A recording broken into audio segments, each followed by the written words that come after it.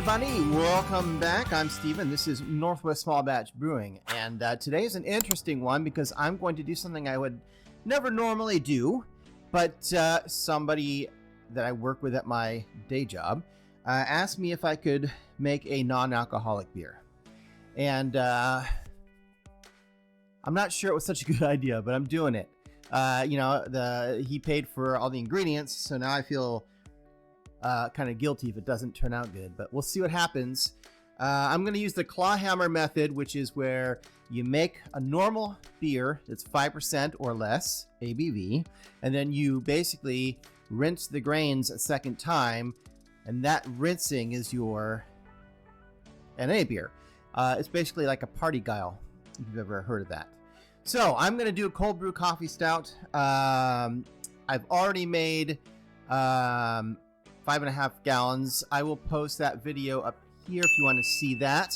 But since this video really isn't about making that beer, just keep in mind I made that beer all the way through, and now I'm at the point where I have the grains that were draining, and now I've put 5.5, whatever. I mean, I've filled my kettle right with clean water again, and since I don't really have an easy way to heat up all that water and sparge it over the top, I'm going to do a batch sparge. I'm heating up the water to mash temperature, and I'm going to basically put the grains back in that clean water for about 10 minutes to rinse, and then I'm going to pull them out.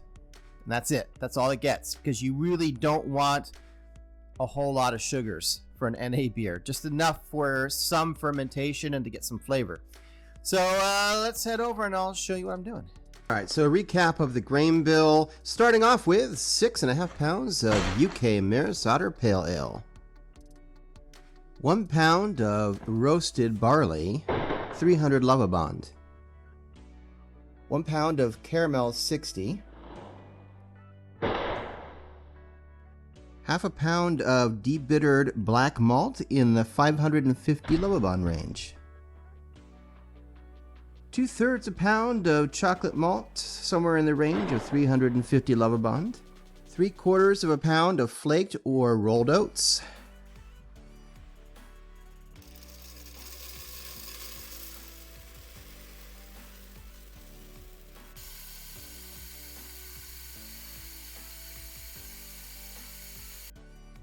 okay, everybody, so at this point is where I mashed in with the grain, and I brought it, let it mash for an hour, and then I drained the grain, set it aside. I brought it up to a boil, right? I added my hop additions, let it cool down afterwards, and then I put that into a fermenter and made that 5% coffee stout beer as normal. And like I said in the beginning of the video, or in the description, you can watch that whole brew day if you want in a separate video. So now I took that grain that I had sort of set aside and just let it set on a bucket, and I filled my pot back up with clean water, the full volume of water I needed, and I brought it up to temperature, mash temperature, and then I put the grain that was already used back in the clean water for about 10 minutes and recirculated it, and then took it out, and that was it for the wort. So let's continue from that point. So I'm just putting the spent grains back into the pot of clean water to start the NA beer mash. So I let it mash for 10 minutes while it recycled. And then I drained the main grain.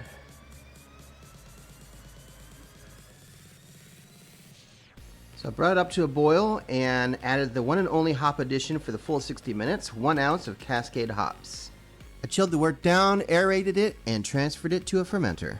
Last step, I pitched a packet of US-05 yeast and let it ferment for about a month. Alright, one day before kegging, adding in the concentrated cold brew coffee.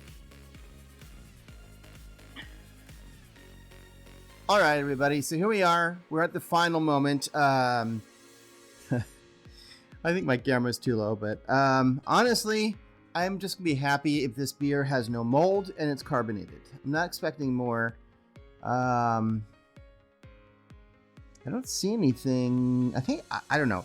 The other thing is that I basically didn't have enough for a final bottle. I wanted to make sure I gave like a full 2 cases of beer to the guy who paid for them. And so this was like the dregs, what was left. And you can't see it. It looks pretty clear. But there is a good solid full inch and a half of sediment in the bottom because there was a lot of junk in the trunk, if you know what I mean. Let's see if I don't think you can pick this up, but hey, there's carbonation. There is carbonation, my friends.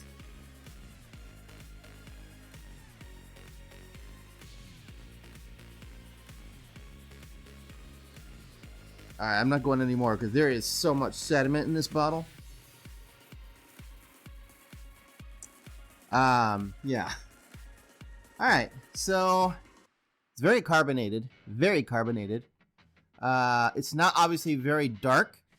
It was from a stout, right? Coffee stout. It didn't expect it to be dark. It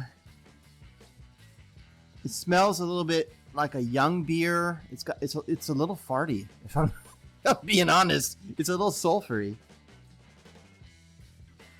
which might be because I mean, you know, I only let it sit and carbonate for a couple weeks, which is what I was reading is the most you really want to do. It did ferment out.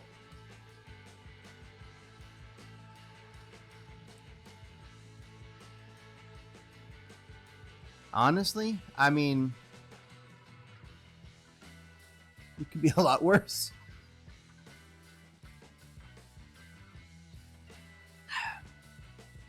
As I suspected, very little body, very thin, because you're only basically dipping the grains in the water or sparging them. So you're not going to get a whole lot of body or flavor. But you know what? It doesn't taste terrible. Especially because it's a coffee stout. It has cold brew coffee in it. So, and it's got some lactose. So I could be honest. I mean, I wouldn't want to drink this every day. I mean, I'm not into NA beers, but I'm happy that it's drinkable and doesn't taste terrible. Doesn't smell fantastic. A little, like I said, a little bit sulfury, but you don't taste it. So anyway, I'm going to call that a win and hopefully never do that again. I will see you another week for another video. And until then, keep on brewing.